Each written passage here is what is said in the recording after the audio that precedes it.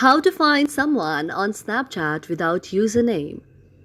If any day any of you are a Snapchat user and you would like to find someone on Snapchat without username, just follow the following steps. For this, first of all, you have to launch the very Snapchat application on your mobile device. You have to find the very Snapchat application and then tap on it like this. After you tap on it like this, Snapchat will be launched on your very mobile device. After Snapchat is launched on your very mobile device, you have to go to the plus like friend like icon on the top side.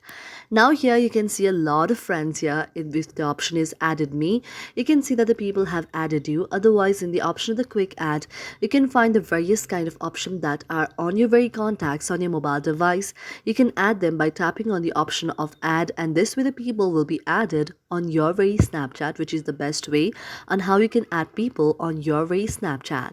Thank you for watching our video, and if you really like it, do not forget to subscribe our channel.